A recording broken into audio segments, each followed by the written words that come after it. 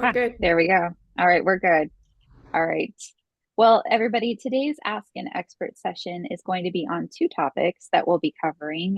This is our my summary specifically of the World Parkinson's Congress and the research that I delved into on two different subjects for today. One was women in Parkinson's, and the other was technology in Parkinson's, and sort of the roles that they play in terms of the current research, what we learned, and what the latest science is telling us on both of those topics. Because there's a lot of information to cover today, at any point, you are welcome to unmute yourself, raise your hand, or just simply speak up. I am all ears and welcome to listen. You've got a friend in me. I am not some fancy clinician. I am not some sort of crazy expert that won't take questions. At any time, you can always stop me and say, Erin, what are you talking about? Because I don't believe you. No, just kidding. But at any point, you can certainly ask. If you are unfamiliar with different ways that you can sort of pipe in and speak up, if you go to the bottom of your menu bar, there is a little thing with a microphone on. That's your audio button. You can unmute it or press it to unmute yourself. Or you can always press the chat bar. That's that little chat one if you want to type. Or there's also something called a react bar. That's something that can allow you to raise a hand, share a like, share a love, do whatever you would please, but silently. But regardless, I would love to go ahead and kick us off and get us started. Are you ready to dive in? Let's hmm do this. I'm going to start with the Women in Parkinson's PowerPoint first. So let's go ahead and share that up. And I'm going to go ahead and start our slides. Et voila. All right, let's go ahead and get started. Just a quick view and making sure everybody has this on your screen. If you can see the Women in Parkinson's PowerPoint, give me a thumbs up visually so that you are all good. Yep, I guess we are. All right, and at any point, like I said, if you cannot hear me, see me, or if you've got questions, please never feel afraid to speak up. So, women and Parkinson's. Ooh, it's a controversial subject. Not that it's controversial. There's plenty of women in this waiting room or on this presentation. But why it's controversial is because a lot of studies up until just a few years ago, and I'm talking 5 years ago, have not been studied, specifically women in Parkinson's disease and the role and that symptoms play and how it affects women separately from men. In fact, most medical models would argue that up until just 5 years ago, five guys, just five, the majority of medical diagnoses, recommendations, and directions, both made by clinicians and the World Health Organization, were actually based on men's models. Whether that's men's models in humans or men's models in animals, like testing models like mice, the majority have always dealt with men's symptoms primarily and how medications affect men. With autism. So let's go ahead and dive into women in Parkinson's and what the research is showing. This presentation will focus on symptoms, hormones, prodromal patterns, diet, and brain health. A lot of interesting findings. I delved into it and found it very fascinating. So let's go ahead. What this deck is designed to do when I give this presentation, we're going to go through some key items and define what they are. Even if you're a guy on this presentation, you might have questions about the ketogenic diet in Parkinson's or a low fat diet in Parkinson's, what prodromal means when you're thinking about how you felt when you were first diagnosed or even before you got your diagnosis. We're going to be talking about what all of the research posters suggest in terms of women's symptoms and the tracking of them. We're going to be looking at those early symptoms by sex, men versus women. And we're going to talk specifically about the ketogenic diet. Now, in this one, we only have a mouse model, but we're going to specifically talk about that relationship to Parkinson's and how that plays out for men versus women. And of course, we're going to always have practical questions for clinicians and care partners. So let's go ahead. Sure. All right. Now, before we dive in, just to make sure everybody's on the same page, let's define some key terms here. Give me a thumbs up visually if you already know what the ketogenic diet means. Some I got kind of mixed hands, ish. A lot of people associate ketogenic diet with like meat and a lot of meat, but the thing is, ketogenic diets are not just about meat. It's actually about taking in a high fat diet, a high fat, not necessarily just high protein, but specifically high fat diet. What that does is the breakdown of fats in the liver pushes the body to make ketone bodies. And ketones are a different type of chemical within the body that uses the body can use for energy. So what the difference is usually when we eat food, the food, especially carbohydrates, turns that into sort of sugars, and the brain uses sugars to kind of bolster it the way that it uses it. A ketogenic diet, instead of using sugars like carbohydrates and naturally occurring sugars, uses fat or ketones to instead use that as an alternative energy source. Controversial, but that's what the ketogenic diet is. A low fat diet, by contrast, is a pattern that limits fat intake. So imagine this is the exact opposite. It usually emphasizes vegetables, fruits, grains, lean proteins, and lower fat foods. In research, we usually use ketogenic versus low fat because they are nearly exact opposites, right? So we're going to be talking about the differences between those two today. And now the other term that you hear a lot in research is prodromal. Does anybody know what prodromal means? Mm-mm. Yeah, I mean, Lawrence going yes, but prodromal, it's a fancy way to say the early stages. You're in a prodromal stage of your Parkinson's disease if you are at the point when you, one, either haven't been diagnosed yet, or two, you have gotten your diagnosis, but you really haven't started a medical intervention yet, meaning you haven't started taking your pills, right? That's a prodromal You're so bad. stage. Right. So if you are still in that phase You're where, so bad. oh, my doctor did say that I've been You need diagnosed, pillows? hold but you haven't necessarily started your medical intervention, that's prodromal, the early stages of it. All right. So at any point, like I said during my presentation, if you've got questions about what ketogenic means, what low fat diet really is, or what a prodromal phase is, please let me know.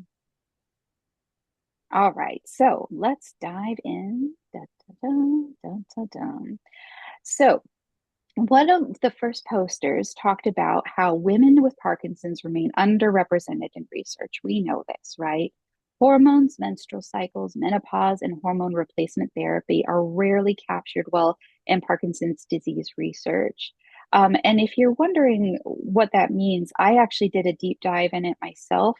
As of 5 years ago, the only uh, sort of information that was publicly available through the National Institute of Health simply represented a study on ketogenic diets and women and Parkinson's. And there was only one woman, she was 68, represented in the entire study, meaning that out of the 93 participants, there was one woman.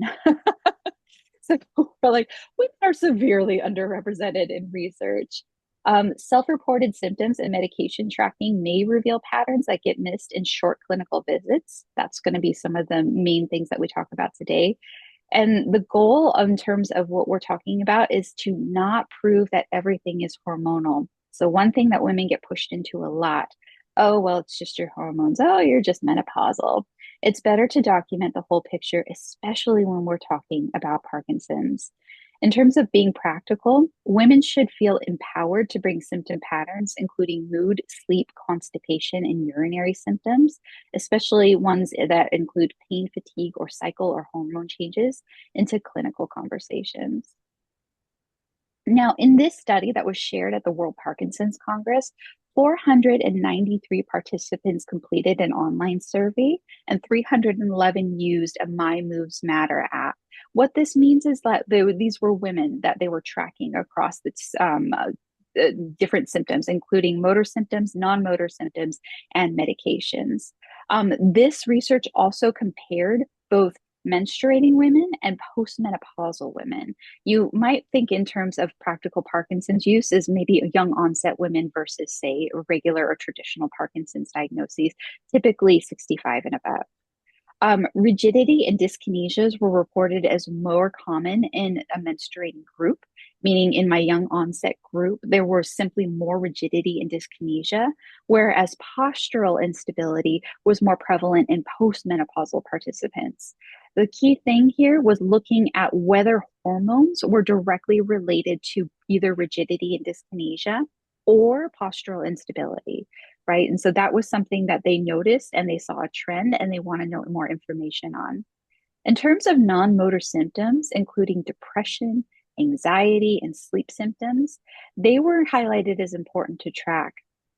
Now, one of the things, sorry, that I want to make sure that I am bringing up, there it is. Et voila. Oh, sorry, guys.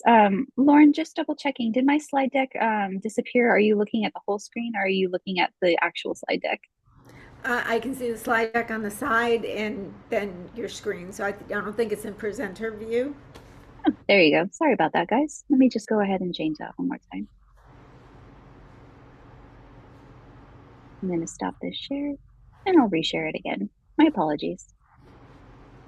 Technology, it's your friend until it's not. There you go. That's the same view. There we go. You're good. There you go. Et voila. Got it. Okay, there you go. Okay, so like I was saying, non-motor symptoms, including depression, anxiety, and sleep symptoms, were highlighted as important to track. And why is let's talk about what that means in terms of why they're important to track and what happens in terms of prodromal means, like in terms of women's diagnosis. Now, remember, prodromal as a definition means that early stage. Either you haven't gotten your diagnosis yet or you're just in the process of getting your diagnosis. So you're in your early stage of Parkinson's. Prodromal does not mean a person definitely has Parkinson's. Remember, these are the early onset of symptoms. It means early signs or biomarkers may suggest higher risk before classic motor signs allow for a clinical diagnosis. Why is this important? The poster included 89 participants in the final analysis, 48 women who were in the early stages of feeling signs or symptoms, and 41 healthy women who had no signs or symptoms. It concluded that there are important differences in symptoms between that men experienced in those early stages versus women. This matters because the early conversations may need to better capture women's symptoms and patterns, meaning that women often are not diagnosed until much, much later when their symptoms actually are starting much, much earlier. However, what those symptoms are mean that a lot of them are feeling uh, non-motor symptoms, meaning that women were more likely, see if this one, sorry, I'm going to go back. Women were more likely to feel sleep, depression, fatigue, constipation, and non-motor symptoms versus men who in their early stages immediately began feeling tremor, rigidity, or actual motor symptoms. Why is that important? Because a lot of times when women go to the doctor or when you're in your very first stages, maybe the doctor isn't taking you seriously. Now, that's not me telling you that all clinicians are just not taking you seriously. They may be actually excusing that as other reasons, right? Maybe you just need more exercise. Maybe you should try a health and wellness spa day or something like that. It's just very important that as you go through your Parkinson's journey as a woman, that you're tracking especially non-motor symptoms so that you can understand that relationship in terms of your Parkinson's disease and diagnosis. Are there any questions at this point? Okay. So let's dive into a different study that was studied. And this one was specifically on the ketogenic diet. I think this is probably one of the more fascinating conversations I had. It was done from a researcher from Spain, and it was a mouse model study. Now, important to note that this was in mice, not humans. So I cannot conclude, nor could she, that this is going to happen with all humans in general. But the model was designed to explore the early onset stages of Parkinson's related changes before the classic disease is fully established. The researchers compared both male and female animals and looked at diet related effects on gut, metabolism, inflammation, behavior, and brain markers. So this slide helped generate hypothesis, but it doesn't prove that people with Parkinson's disease should start a ketogenic diet. So let's talk about what this means exactly. Um, The poster showed that male mice showed an overall better response to ketogenic diet. So remember, ketogenic being high fat, diet. So if you're eating a lot of avocado, steak, things that are really high in fat content, if you were a male mouse, you actually probably responded quite positively, meaning that the blood brain barrier, or in English terms, the ability for the stomach to take in food, turn it into ketones, and use it as a brain energy fuel was great for men. Yay, go male mice. Meaning in male mice, it actually showed that inflammation was down, that their gut functioned better, that their energy was better, that they had better side effects, and that the transfer of medication into the body through the gut and into the brain was actually better, which is great. I mean, go male mice, right? That the ketogenic diet actually worked well on early symptom Parkinson's disease male mice, right? Now let's flip. Did it work on female mice? No, not at all, actually. The ketogenic diet, that high fat diet, did not work well on female mice. In fact, it had the exact opposite response. It drove cortisol levels and stress hormones. It did the opposite effect. It increased inflammation, which made medication in those early stages of Parkinson's disease harder to reach the brain. It did exactly the opposite. So, what's the key takeaway here? It does not mean that keto is just simply better for men or in all people with Parkinson's disease. It means that sex can change the diet response, meaning that unfortunately, since women are so understudied, we don't quite know. I asked that researcher why women did not have the same response and what is it that's driving sort of their poor response to the same diet that in male mice is actually doing wonderful. She had a theory that women, this is specifically across different phases of the hormone cycle, meaning that as you get older, for women, our estrogen levels naturally drop. Estrogen is key in terms of transferring fat to where it belongs. If you have low estrogen levels and a high intake of fat, it's probably not transferring it to where it belongs or processing it in the same way. Meaning that women, if you're taking in a lot of fat, might actually be storing it more in your abdomen, increasing inflammation around your bowels, versus men who have greater levels of testosterone are burning off that fat at a different way. This was her theory and just simply her theory alone. It does not conclude some sort of medical advice, and I am not an expert in this area. Although I am an expert in going ahead and summarizing what we found at the World Parkinson's Congress. So, with that in mind, the key difference in the takeaway is don't listen to the internet. There's lots of different ways that women interact with diets versus men. Clinical cautions. Ketogenic diets can affect weight and cholesterols, blood sugar, constipation, kidney stones, and medication routines. Never, never, never start a specific diet without consulting your doctor first. Had to throw that in there. Is there any comments or questions on the differences between male mice in the Parkinson's model versus female mice, and any thoughts on how that relates perhaps to your own life? Erin, I just know that when I see all these studies with mice, things work really well in the mouse population. And I always, now I'm at the point I'm a little cynical and I say, it's great for that mouse. I hope they're, living a wonderful life, cured of Parkinson's or whatever. It doesn't always transfer over to people. So just personally, I get a little skeptical on it. But that's neither here nor there. I'm also going to put in the chat a link to a seminar coming up that's not about the ketogenic diet, but it's about the mind diet. The No Silver Bullet people in the UK are putting out a seminar on July 30th, and their stuff is very science-based. And so if you are interested in this whole nutrition and Parkinson's thing, you can register for that. Fabulous. And Lauren, I think your skepticism is healthy and completely warranted. Because I asked that researcher. She was from Spain, University of Madrid, and I asked her, I was like, well, does this apply to women? And she said, well, women haven't been studied. Like, well, this is, it's 2026. Why haven't women been studied in this way? And, there's limited amounts of research and information.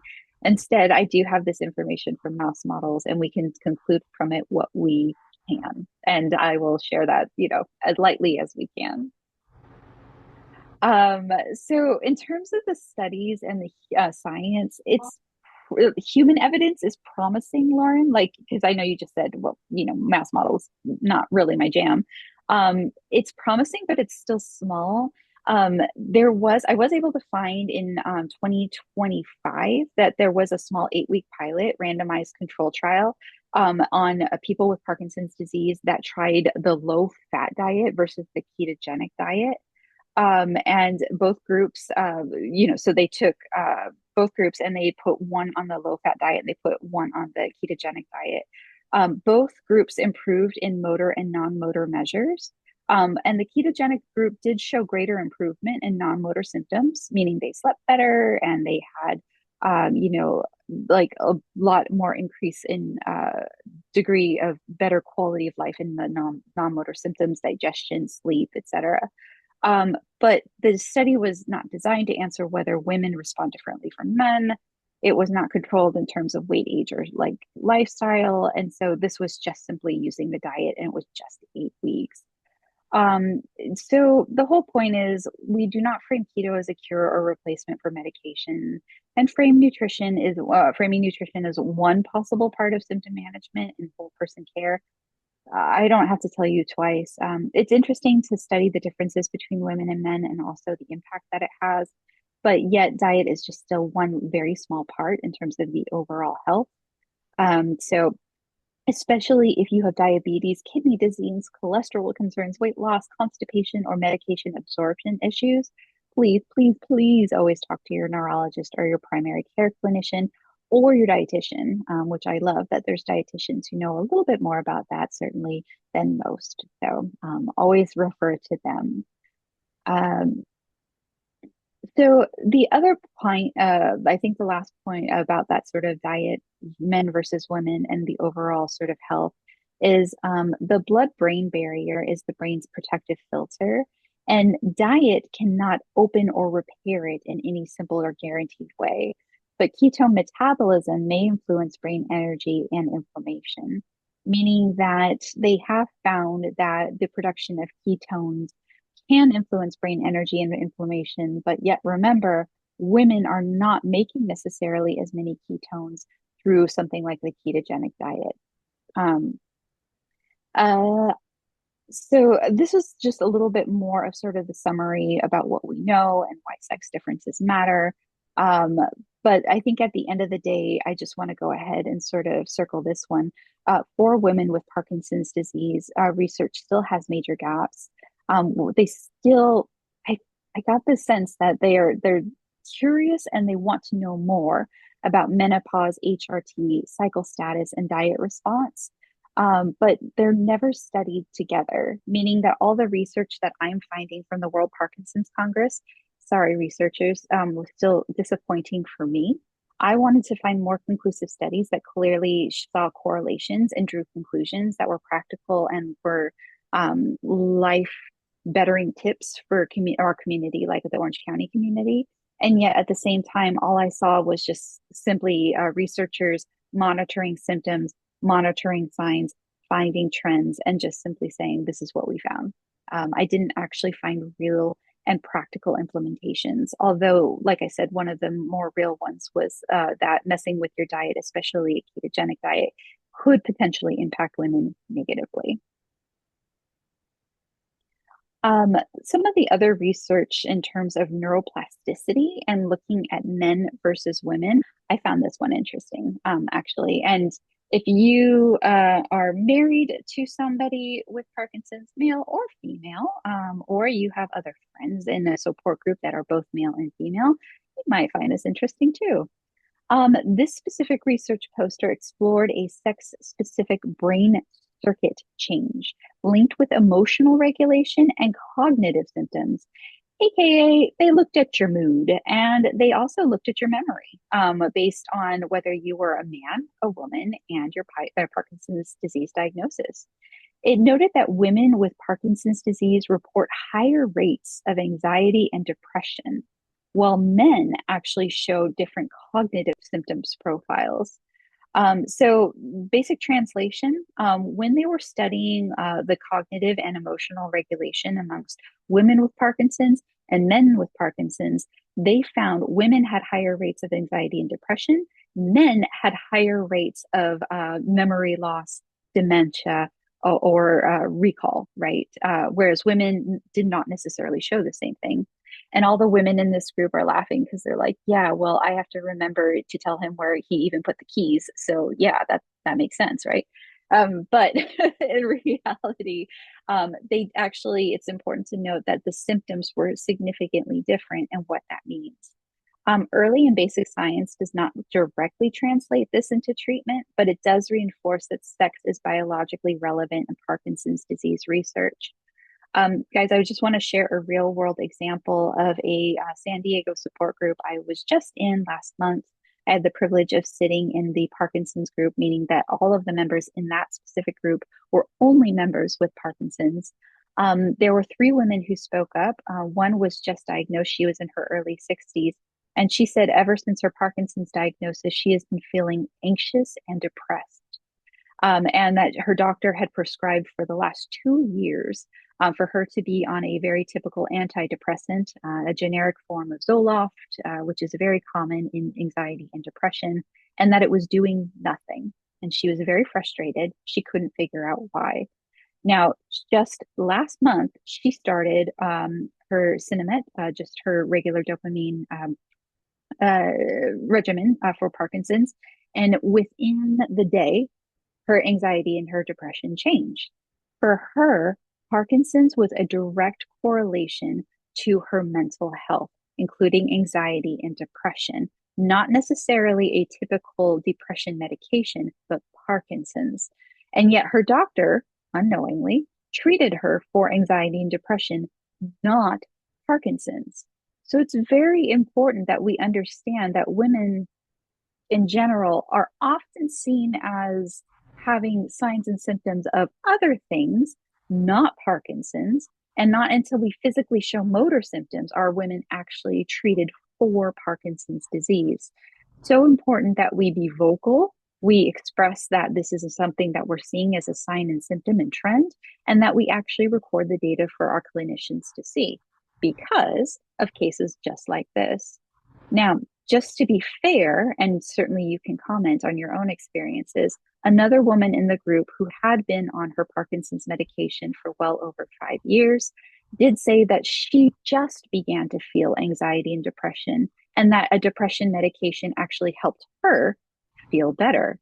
Now, hers might not have been hormone related, it might not have been that related, but two women, same Parkinson's diagnosis, different way that Parkinson's was affecting their mental health. One through dopamine production, the other through serotonin and reuptake, right? A norepinephrine reuptake. Fancy way of saying depression medication helped one, it did not help the other. It is interesting to know where and how and why. And we wonder why that might be underrepresented in women or why it's not studied as much as we would like. Is there any comments, questions, wonderings, thoughts, how it's happened to you or what you noticed in your own diagnoses? Erin, someone asked in the chat, Vicky asked, why would someone want to be diagnosed as prodromal if they're not experiencing motor symptoms? And I kind of feel like that's one of the situations that you just said, I possibly think she because, just explained it. yeah. So, Right, yeah, right. that was a great Exactly right. example. Yeah. Yeah. And for that poor woman who just, I mean, she was so she just sat there like nearly in tears going like, my whole life I've been motivated and I'm active and I'm outgoing, and then starting 2 years ago, like I just like I'm anxious about everything. I don't want to travel, I don't want to leave my house, I don't even want to go to the grocery store, and like all the medications in the world are not helping. And she's like, just last month I started Cinnamon and I suddenly am my old self again. And so yeah, I think that's exactly it, right? Prodromal is a great way of showing like, yeah, I don't know. I don't know if that helps answer, but it's true. It did help answer. Thank you. Of course. Any other thoughts, comments, or questions on what it means for women, Parkinson's, and symptoms, especially non-motor symptoms? What's interesting to me is that certainly I've been in so many different support groups. Hold on, just make sure I covered everything. Yeah. I've been in so many different support groups, and I think the one of the classic diagnoses is whether you show cognitive symptoms or motor symptoms. Now, remember, there are kind of three categories that we're looking at when you're showing symptoms and signs of Parkinson's, right?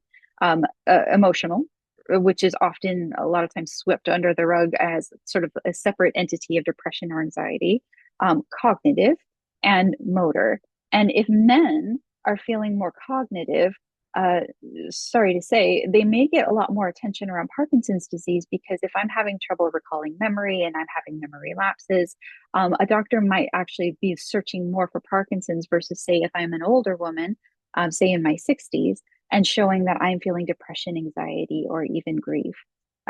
So it is interesting that those three categories should be looked at, and especially when we talk about mental or emotional health, that that's a separate category unto itself and should be taken seriously. In terms of using the track, talk, and tailor framework, so important that we track symptoms, medication, timing, sleep, stress, women, constipation. Lauren and I laugh. We don't get away with one Parkinson's conversation without talking about constipation, pain, fatigue, and cycle and hormone status if it's relevant, exercise and diet changes. That's a lot to track, guys. Really important. We'll talk about that in the next presentation. Pick one. See, track it over the course of 7 days and see where those symptoms lead you. So important that you are keeping actual track of what that means. Bring that pattern to your neurologist, your primary care doctor, your physical therapist, your mental health provider, your pelvic health physical therapist, especially if you're a woman, your pelvic health doctor. Don't let your organs prolapse as you get older. Ladies, if you've had a baby, that means that your organs can quite literally begin to fall down if your pelvic floor is not strong enough. All signs, especially with muscle weakness and fatigue and slowness of our the digestive system, that can happen to you. Um, so, like I said, follow those patterns, talk to your doctor, and then last but not least, tailor that, whether it's treatment, exercise, nutrition, sleep, constipation care, or hormone related care or therapy, just should support to adjust that pattern. As a care partner, especially if you are a man, help notice those patterns, prepare those appointments, and support those goals. Certainly, nudge, nudge, wink, wink, don't take over or dismiss those symptoms, especially as they relate to mental health. So, sort of kind of in conclusion, the questions to bring to your care team. Could my symptom patterns be related to medication, timing, sleep, stress, constipation, or diet? Are my non-motor symptoms part of Parkinson's or something else? So important. Like I said, those two examples, are they a part of Parkinson's or are they a part of something else? Meaning, would a depression and anxiety medication actually help me, or are they actually a part of my dopamine neurodegeneration? Would symptom tracking help guide medication, PT, mental health, sleep, pelvic health, or nutrition decisions? Only you can decide that. And if I am curious about the ketogenic or low carb or Mediterranean or low fat eating patterns, what is safe for my health profile? Lots and lots of research actually out there for women who are, say, overweight, middleweight, or underweight. And that can really vary on what kind of diet you choose and how your medication is absorbed. Remember, fat cells actually do carry energy depending on how they're used in your body, and how they relate to your hormone production is completely separate unto you. And so if you're a woman, advocate, advocate, advocate. They all play a role. And of course, should I work with a registered dietitian before making a major diet change? The key message being that women in Parkinson's care should be individualized, whole person, and pattern aware. This is just a reference, and I can certainly make this available if you want to dive into more of the WPC posters I used or any of the outside references I referred to. But I do actually want to give Lauren just a little bit of a, what's it called, queen bee. I hope that it's not too loud in your room. Because as a woman with Parkinson's, you and I have had many conversations, and we have had many conversations around the fact that sometimes it feels like, I won't say who, certain doctors, whether those are ER doctors or somebody, might be dismissing your concerns as, oh, that crazy lady with Parkinson's. What does it mean? And what did the posters sort of speak to you as a woman with Parkinson's? I, it's so hard to put it all into words. I do feel like, me personally, I get very dismissed by some doctors who do not understand Parkinson's. My movement disorder specialist has told me, unless you're, very obese and having a weight issue, a medical weight issue, not to be super concerned about your weight. You need to be concerned about your health. So you need to be eating to be healthy, not to keep your weight, at a certain level or not. So that's where I kind of try and keep my thoughts. But I do feel like there's many, many doctors out there that in general, I think most medical professionals don't know nearly enough about Parkinson's, whether it be the nutritional end of it or anything else, personally. And I would argue that most doctors, especially when it comes to emergency room doctors, unfortunately, lots of us find ourselves there, tend to rely almost exclusively on motor symptoms when it comes to Parkinson's care, and then sometimes cognitive symptoms, meaning as in they check the motor symptoms checklist first, then they ask you a little bit about your cognitive symptoms, and maybe they'll say, and how are you feeling? Yeah, frustrated, tired. Okay, cool. You're just frustrated and tired.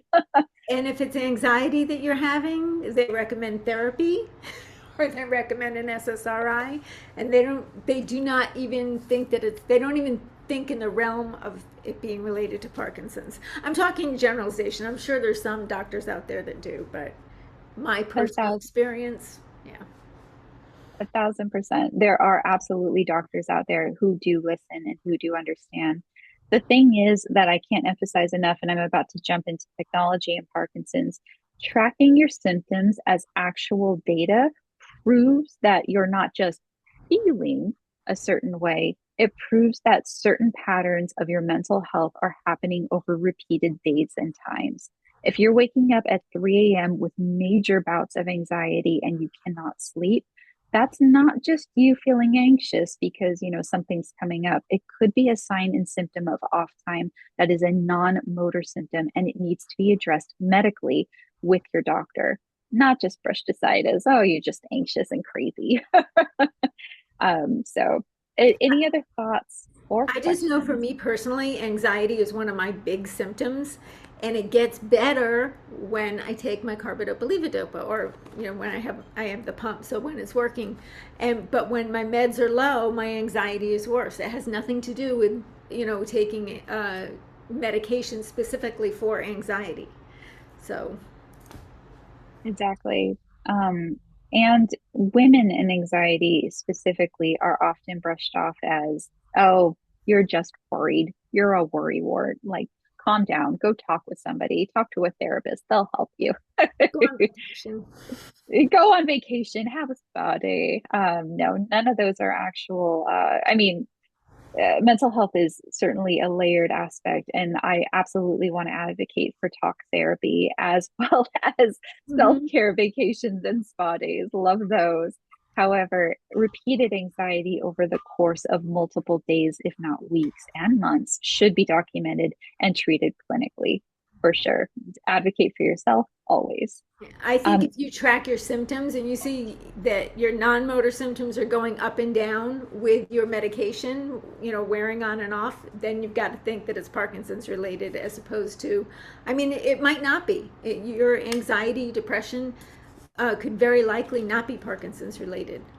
So, 1,000%. That's why I mean, women advocate, and I'm right there with you. And if you can't advocate, I will come to your doctor's office and I will advocate for you with your permission, of course. Is there any other questions or comments about women and Parkinson's? I think just like Right. I said, oh, sorry, Michael Lander. Actually, it's Mrs. Lander. Oh, Uh, excuse me, Mrs. Lander. Mhm.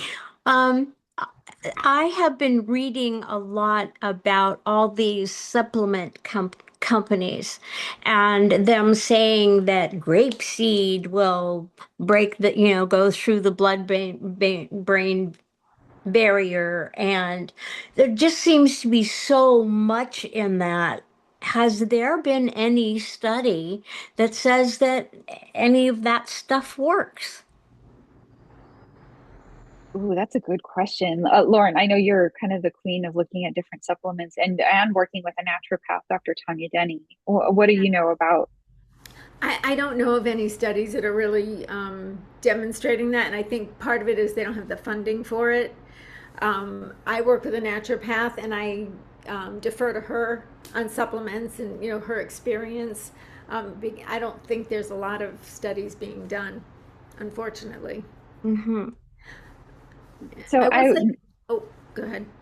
I was just going to say, Dr. Tanya Denny actually gave a presentation in March where she outlined clinical studies on supplements that had been proven to be effective, especially on the Parkinson's gut. That recording is on our YouTube channel. So by all means, you can absolutely go on there and look at those. In terms of specific asks, like on grapeseed oil, I'm not quite sure. I'm not the expert in it. Certainly, Lauren, if you wouldn't mind popping Dr. Denny's information in the chat bar, you're more than welcome to reach out to her and ask about specific supplements. But the proven ones, the ones that are scientifically proven to actually help, she did cover in that lecture. So more than happy to share that information. Okay. Do you have another question? Yes, I I do. Go for it. It's Pam. Oh, I'm sorry. That's okay. I have a cousin, Patty. Anyway, my other question was because I know a lot of people that take so many different types of vitamins, and we're, like 10, 15 different vitamins a day. How do we know that these don't affect, how the medication is working? Um, uh, I just feel like I think it's a good thing, but I also think we need to know what if long-term effect it's going to have on that person's body. Great question. And Pam, I would wager to say that women absorb vitamins differently than men do. Yes. Mm-hmm. Absolutely. And so those are wonderful questions and sorely underfunded and understudied. Unfortunately, we live in a world where medication, pharmaceutical companies receive the lion's share of funding in terms of looking at clinically and medical based medications, as well, natural supplements are not. So we just don't have a lot of funding that speaks to the questions you're asking. I say advocate and get loud and argue for it, but I don't have the answers you're looking for. I'm so sorry. I would say in general at the World Parkinson Congress, I was amazed by the number of women that were there and the number of young women that were there. It was it was astonishing to me to see that many. So and I can feel the movement going, that they're getting loud and they're demanding that that they're in the clinical trials and that research includes them. And so I think we're going to see a lot more being done in the future. I sure hope so anyway. I agree. And Vicki, did you have a question? I was just going to say that any supplements that I take have been referred by my doctor. Yes. So that's the first thing I do is ask her. She's, because it's taken me so many years to find her, she's a good one. So I'm, trust what she's telling me. Awesome. Vicki, are you seeing a movement disorder specialist or a naturopath or both? Oh, sorry. It's a movement disorder specialist. She's in Los Angeles. I'm in Reno, Nevada. So. Oh, fantastic. Well, we're so happy that you could join us, but we're so also grateful that you found a movement disorder specialist who hears you and understands the specific diagnosis of Parkinson's and how that affects the body. Wonderful. Good job. Go, Vicki. Yes, exactly. I've had it for 10 years, so it's taken me a while to really get to this point where I feel comfortable with what's going on. So me too, Vicki. 10 years. Yeah. Right there with you. We need to talk. No, sure. Anytime. I'll put my email in the chat. Okay, thank you. I'll definitely email you. Okay. I'd like to say one more thing. Of course. Okay. Um, there are so many different brands and schemes regarding vitamins. And I think it's really important for people to look at what the purity is of the stuff that you're putting in your body, and talk to your doctor or nutritionist before you go to CVS and start buying things that you don't know what the purity of them is, and how they are watched over to make sure that they're pure and that they're a healthy vitamin to take. Exactly. Not all vitamin production companies are the same. You are 1,000% correct. And like I said, refer back to that YouTube recording on Parkinson's Orange County YouTube channel, Dr. Tanya Denny. She made her recommendations if you are taking certain vitamins on specific brands because she understands their purity level. So Pam, you are 1,000% correct. You are a wise lady, but we already knew that. All right, guys. Well, I'm just going to give just a few minutes shout out to my other presentation because I don't want to necessarily neglect it. It was just about the technology and Parkinson's. So let me go ahead and pull that up. Technology and future wearable care. All I wanted to do was to go ahead and show you a couple of different things about what it means in terms of the research around technology and wearables and future care. When we talked about women and Parkinson's, we talked about the ability to track patterns between office visits, especially as they relate to your mental health. Of course, cognitive health and physical health being important markers as well. The best tools, they can make conversations clearer. I know any doctor, they want to see data and they want to see patterns. Most doctors are exactly like that. They want to see results and they don't want to necessarily just see an emotion behind it. They want to actually see how it's doing for you in your body. Data should be supported in terms of safety and have dignity to it, meaning that any data that you are tracking should not be publicly available and it should be safe. So let me just go ahead and share some of the tools that I was able to track down. I want to give a shout out to Sean McMenamin of Abbott, who helped share with me a few tracking apps specifically for Parkinson's and what they can do. Technology is a pattern finder. This is the big thing from the World Parkinson's Congress. It can help empower your journey in terms of your medication if you are tracking. And technology is your best friend in that because in this day and age, it is hard to bring around a little black book and track every sign and every symptom all day long. So, wearing a wearable or technology tracking device or simply having your phone with you is your best friend. Parkinson's symptoms can fluctuate across the day and between medication doses from one week to the other. So, wearing a wearable or having a phone with you can also help you turn your observations into a clearer story across time. Using tech to notice when symptoms happen, what makes them better or worse, and what your care team can utilize is absolutely conversation you should be having. Let's talk just very briefly in the few minutes I've got left about examples of technology on the market.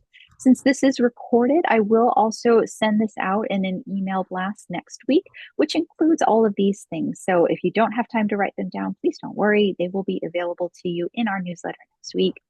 There are examples of technology on the market. On the left here, I'm circling this. These are examples of physical wearables, things that you can put on to actually track symptoms and signs. And on the right, these are actually more of logs or digital logs, like here on your phone, that you can enter your symptoms or your signs in. So briefly, the Aura Ring. Show of hands, how many of you have heard of the Aura Ring? Ooh, I'm talking about new technology for you. Well, this is interesting. An Aura Ring is much like your Apple Watch, meaning that it can track physical signs and symptoms, including heart rate, blood pressure, uh, steps that you take, exercise levels, and all sorts of different things throughout the day. If you track your medication, you can look and see how that correlates to all of the above physical symptoms. Great data for your doctor to look at, especially if you've got questions around blood pressure, exercise, or mobility, right? So an Aura ring, definitely an easy, user-friendly. It goes right on your hand, just like a wedding ring does, and it can track all your signs and symptoms without you so much as thinking about it. Erin, can I Same, jump in for 1 second? yeah, go right ahead. This was not, I didn't see this at the WPC anyway. I just heard about it on the news within the past couple of days. It's called a signal ring, and it's not out yet. It's going to be out in the fall, and it measures blood pressure, which I think is absolutely phenomenal for the Parkinson's market. Claire McLean, if any of you know her, said that she was going to purchase one when she could to see how it worked, but to be able to walk around all day long and track your blood pressure, for me personally, I definitely want to get one. And they said you didn't have to have a subscription service or anything, which is great because the Aura Ring you do have to pay every month. Yeah, you So do. Yeah, you're right. I'll put the Or link to that signal ring in the chat, but I'm excited about it.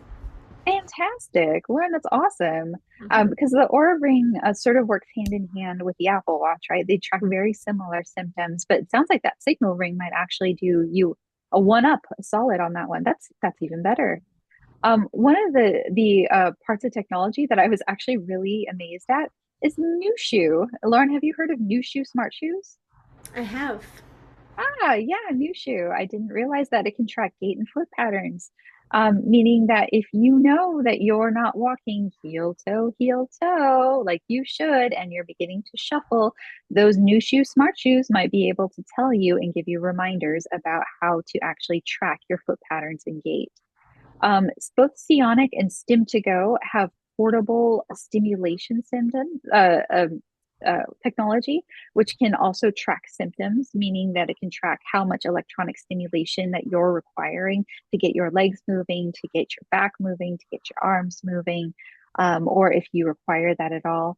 And the MemoFit pods are different exercise tracking, meaning that they're light up little pods that you use for coordination and cognitive practice, and those can track your exercise coordination and accuracy. Parkinson's symptom tracking is another app. Parkinson's Life Kit and PD Buddy app all track your physical and mental health symptoms. They're just all different ways that you can actually give yourself a boost and have more meaningful conversations with your doctor. If you're doing your sort of four practical tools in terms of utilizing technology, one, use a wearable, Signal, Aura, Apple Watch, the Sionic sleeve. Track your tremor, your slowness, your dyskinesia, your activity, or your daily patterns. Number two, if you're using medication or sleep tools, help identify your off time and your nighttime symptoms and your morning functions. Apple Watch helps track your sleep, how many hours you're asleep and how many hours you have restful sleep. I know Fitbit does that too, Lauren, if I'm correct. I There, don't have a Fitbit. I'm not sure I have an Apple Watch. yeah, but there's lots of different technologies you can wear for sleeping in terms of tracking your actual REM sleep. I know But Aura does it also. yep, Aura does it for sure. All of those things you can take the data from and bring it to your care team, meaning that it can inform your medication adjustments, or for Michael Lander, it can inform your DBS programming. And it can also inform different types of therapy, physical therapy, OT therapy, like talk therapy. Regardless, it gives you extra support and data. And it also helps educate those who are helping you. If you have a Rock City boxing coach, hey, if you've got an RX ballroom dance teacher, it helps community instructors use your evidence to help you. If they're finding that your gait is off because you've got new shoes, smart shoes, they can help you better balance. If they find that you are not sleeping in the right way, then perhaps they can do recommendations about different ways, different meditation exercises to help you sleep. Regardless, this is a community informed tool to share with both your care partners and yourself. Technology is your friend. Now, the rest of these presentations, I'll go ahead and attach them to the email. I'm mindful of the time and the fact that we're, of course, approaching that 1 p.m. time. But the rest of it was actually the difference between wearable technology like an Apple Watch, sensing your off time during sleep, and how, say, like a medication like Crixant, which is an extended release or carbidopa levodopa, can increase your sleep time based on your wearable technology. Meaning that if you wore an Apple Watch and saw how many times that you were either waking up or not in deep sleep, by using that wearable technology, you could adjust your medication, like a Crixant pill, to actually benefit you to sleep longer and the most during the night. So hopefully I said that without being too confusing. Um, just a practical application, track one symptom for 7 days, just like I said for women and Parkinson's. You don't have to track everything. Choose one, track it for 7 days. During your next office visit, ask what that pattern means. Doc, I'm noticing I wake up every day at 3 a.m. What does that mean?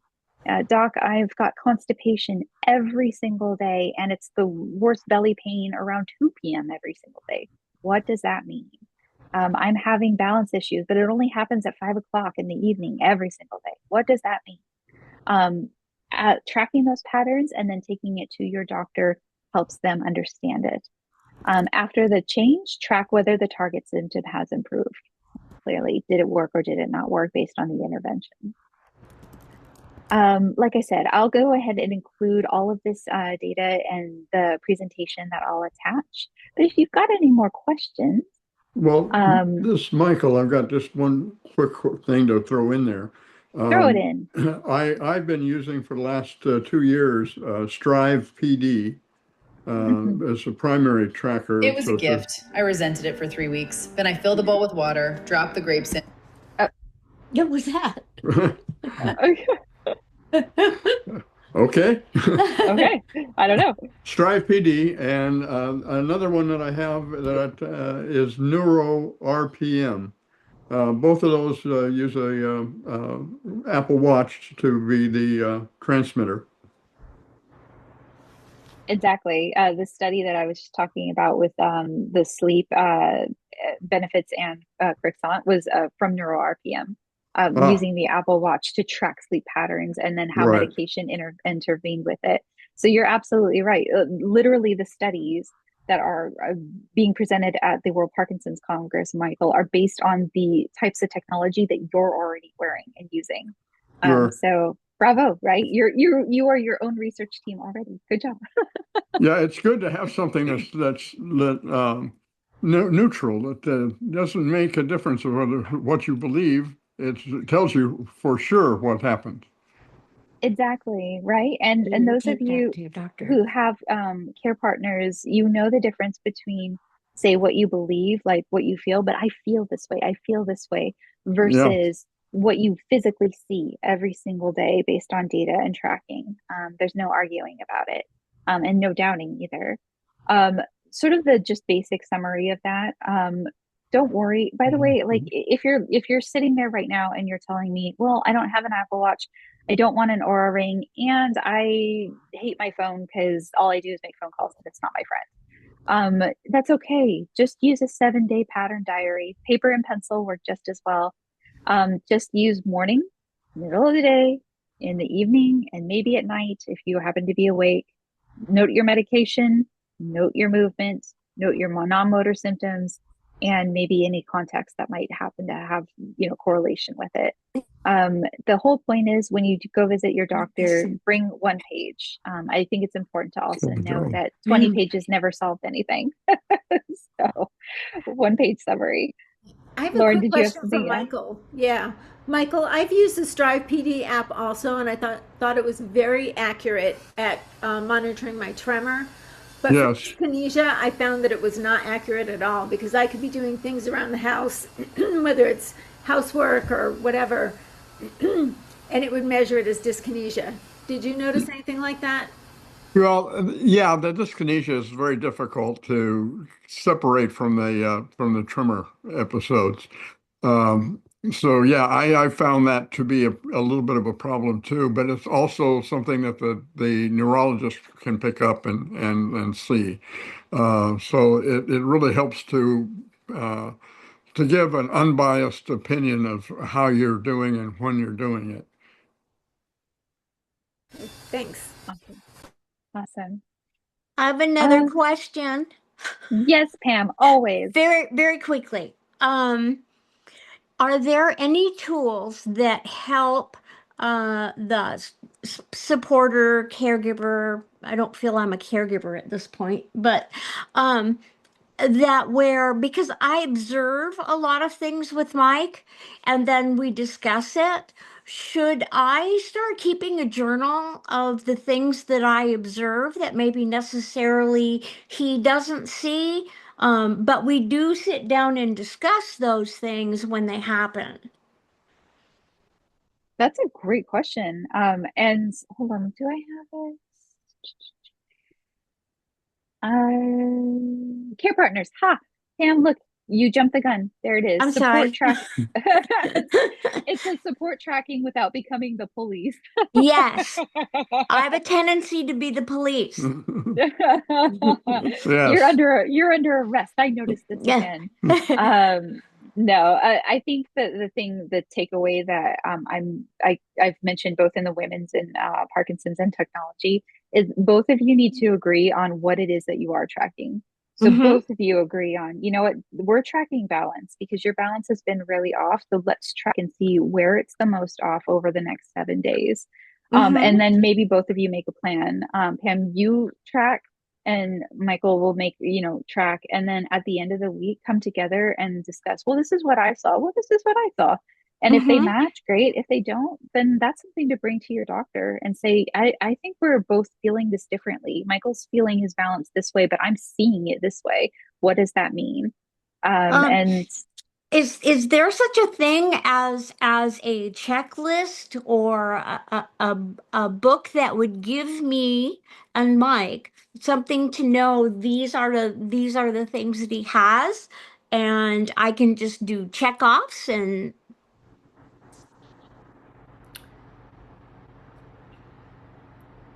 so, well, I mean, Lauren, unless you've got an answer. I have a couple of symptom trackers that I have used and that I really like, and I'm trying to think now if it actually has the symptoms on it or if because everyone's symptoms are so different. right. I think on them, I actually write down the symptoms, but for me, I can send them to you, both of them. They're a Oh, good that would be way great. to, yeah. For me, it kind of gives me a nice picture, a graph of how my symptoms are, and I'll bring them into my doctors. And one is Dr. Lori Mishley's form, and I trying to remember the other one. I think was from one of the pharmaceutical companies, but I can send you guys both those. Oh, thank you so tracking things. much. Yeah. And Okay. Pam, to wrap it up, Sean from Abbott had sent me quite literally just today an app called Trust Care. I'm going to go ahead and stop this share, and I'm going to go ahead and write that in the bar for you. Chat. There we go. Trust Care. Now, here is the rub behind Trust Care. It is an AI generated model for care partners that gives you signs and symptoms that your partner might be facing and what to look for and how to record it. Now, I say that could be potentially a great tool for you, but it is AI generated and there could be a lot of mistakes, as in AI models tend to do. I think Yes. one of my main concerns whenever you're using any sort of health advice that comes from an AI generated tool is it can often be generic, not individualized, or give you a false sense of medical knowledge. Sure. Yes. So as long as you're willing to use it with a grain of salt, but also understand that perhaps these are what, the National Health Institute says are some of the major signs and symptoms to be looking for.